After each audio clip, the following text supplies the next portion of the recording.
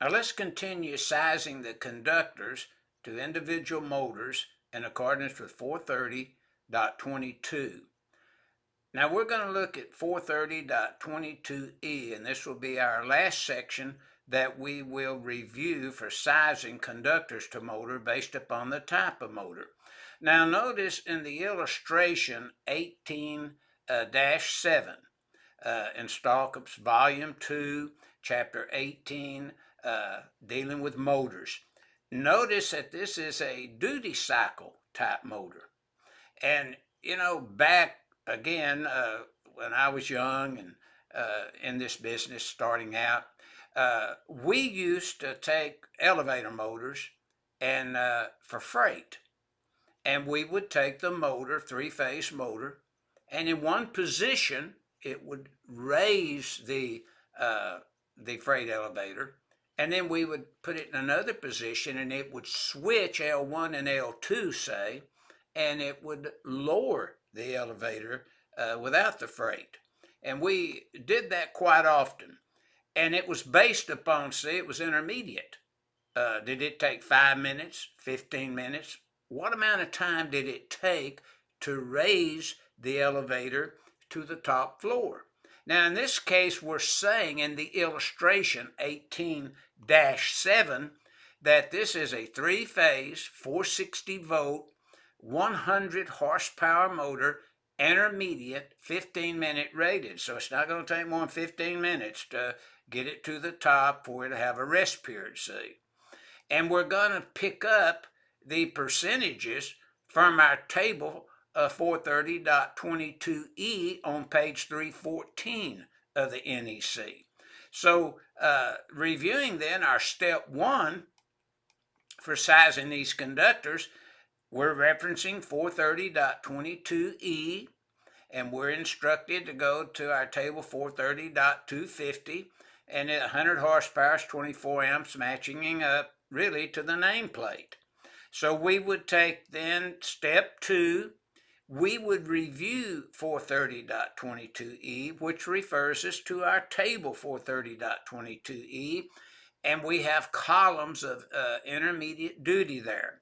And in the 15-minute column, we pick up 85% in step 2 to calculate the size conductors. Now notice it's based upon this intermediate value. So it would be 85% of 124, 104.4 amp. Now step 3, again, as long as I've been in this business, working for a firm, designing, or in the field, evaluating certain types of motors and percentage to be used, we always recommended, and my boss said it's mandatory that you look at the golden rule and 310.14A3 and look at that informational note or item 2, some engineers call it, and apply it, calculate the load, which we've done in step 2. And we come up with basically 105.4 amp. So that would require a number 2 conductor at 115 amps from table 310.16 on page 161 of the NEC. So the size of the conductors in the solution is THWN copper conductors sized at number 2 AWG each. And this is sizing the conductors now for a duty cycle type motor.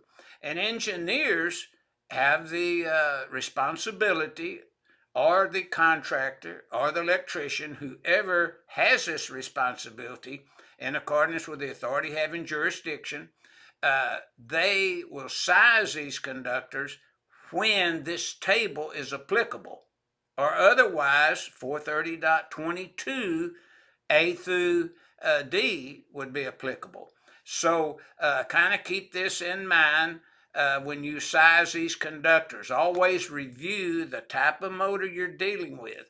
And these motors are listed in, table 430.52, as we'll see, when we're sizing the overcurrent protection device to allow these motors to start and accelerate their driven load.